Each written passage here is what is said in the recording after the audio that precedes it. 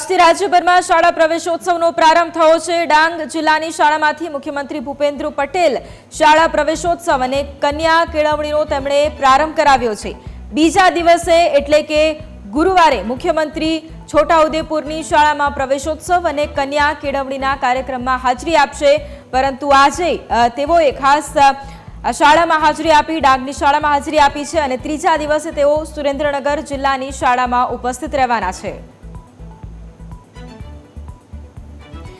તો આજથી રાજ્યભરમાં શાળા પ્રવેશોત્સવનો પ્રારંભ થયો છે। ડાંગ જિલ્લાની શાળામાંથી મુખ્યમંત્રી ભૂપેન્દ્ર પટેલે શાળા પ્રવેશોત્સવ અને કન્યા કેળવણીનો પ્રારંભ કરાવ્યો છે।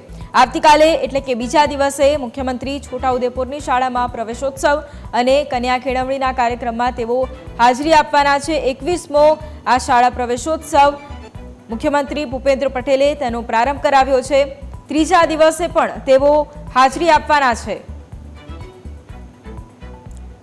તો આજથી જ્યારે શાળાના 21મા પ્રવેશોત્સવની શરૂઆત થઈ છે, સીએમ ભૂપેન્દ્ર પટેલે ટ્વીટ કરીને માહિતી આપી છે। કહ્યું છે, વડાપ્રધાન નરેન્દ્ર મોદી સાહેબે ગુજરાતમાં વર્ષ 2003માં શાળા પ્રવેશોત્સવની શરૂઆત કરાવી હતી। એ રાજ્યના શિક્ષણ ક્ષેત્રનો સુવર્ણ અધ્યાય છે। આ પહેલના સુખદ પરિણામ રૂપે શાળાઓમાં નામાંકન દરમાં મોટો વધારો અને ડ્રોપઆઉટ દરમાં ભારે ઘટાડો થયો। ત્યારબાદ તેઓએ શરૂ કરેલ મિશન સ્કૂલ ઓફ એક્સલન્સ જેવી પહેલ થકી સુંદર ક્લાસરૂમ અને આધુનિક ટેકનોલોજીથી અભ્યાસ જેવા આયામો શિક્ષણ ક્ષેત્રે ઉમેરાઈ ચૂક્યા છે। વધુમાં કહ્યું કે શાળા પ્રવેશોત્સવથી શરૂ થયેલા શિક્ષણ ક્રાંતિની આ સફરે અસંખ્ય બાળકો અને પરિવારોનું ઉજ્જવળ ભવિષ્ય કંડાર્યું છે।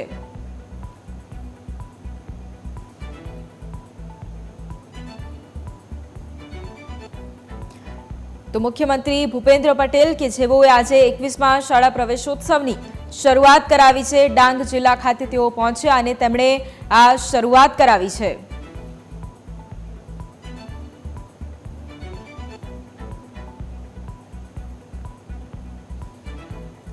તો રાજ્યભરમાં આજથી શાળા પ્રવેશોત્સવનો પ્રારંભ થયો છે। 3 દિવસ શાળા પ્રવેશોત્સવનો જે કાર્યક્રમ છે તે ચાલશે। મુખ્યમંત્રી ભૂપેન્દ્ર પટેલે ડાંગ જિલ્લાની શાળામાંથી આ પ્રવેશોત્સવનો જે કાર્યક્રમ છે તેનો પ્રારંભ કરાવ્યો છે।